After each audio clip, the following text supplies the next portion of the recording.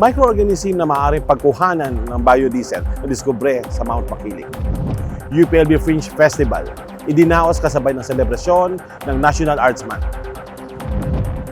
International Diplomacy at Climate Change, tampok sa UPLB Forum.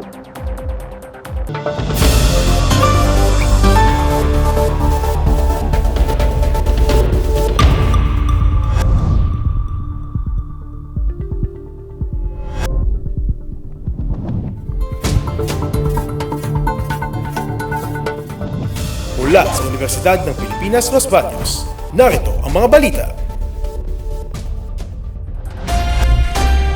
Isang microorganismo mula sa Mount Makiling Forest Reserve ang nakitaan ng potensyal na pagkunan ng biodiesel ayon sa mga mananaliksik ng UPLB. Batay sa pag-aaral ng grupong pinangungunahan ni Dr. Irene G. Pajares ng UPLB Biotech, maaaring i-convert sa biodiesel ang mga lipids o oils mula sa ilang strain ng oleaginous yeast na matatagpuan sa bundok Makiling. Nailathala ang naturang pag-aaral sa Journal of Applied Biology and Biotechnology.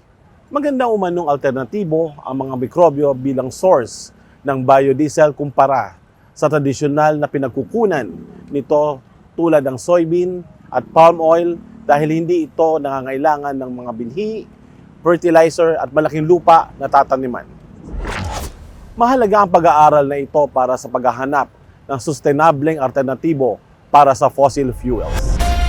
Bilang pakikibahagi sa selebrasyon ng National Arts Month ngayong Pebrero, muling inorganisa ng UPLB Office for Initiatives in Culture and the Arts ang UPLB Fringe 2026. Samot-saring mga exhibit, pelikula, dula at workshop ang ginanap mula February 16 hanggang 20. Binuksan ang mga gawain sa publiko bilang bahagi ng pagpapayabong ng lokal na sining at kultura. Kabilang dito ang mga workshop sa sound design, music reading, mga lokal na lengguwahe at paggawa ng comics. Katuwang dito ang iba't ibang organisasyon mula sa UPLB at Timog Katagalugan. Layunin ng UPLB Fringe 2026 Festival na palawakin ang pagtangkilik sa iba't ibang larangan ng sining at pagbigay ng plataporma para sa likhang sining at iba pang malikhaing inisyatiba sa UPLB. Magtatapos ang UPLB Fringe 2026 sa isang cultural night na gaganapin ngayong Biyernes ng gabi.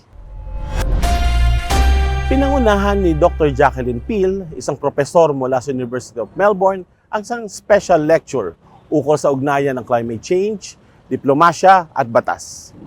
So there's a real climate justice issue at heart here. Who should be responsible? And I think the answer that emerges is that it's particularly developed countries and those with the largest historical emissions that should be responsible. Isa si Dr. Peel sa mga nangungunang eksperto na naglalayong palawigin ang papel ng international law sa pagtugon sa climate change. Sa nasabing forum, tinalakay ni Dr. Peel ang implikasyon ng advisory opinion ng International Court of Justice sa pagtugon ng mga bansa sa climate change.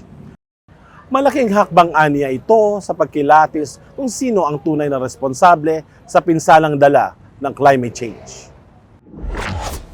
Naganap ang lecture sa tulong ni Ambassador of the Philippines to the Netherlands, J. Eduardo Malaya, na nagbigay ng kanyang suporta sa programa ng UPLB na PhD on Environmental Diplomacy and Negotiations.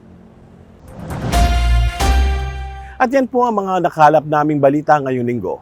Ako po si JP Aquino, nag-uulat para sa UPLB Balita.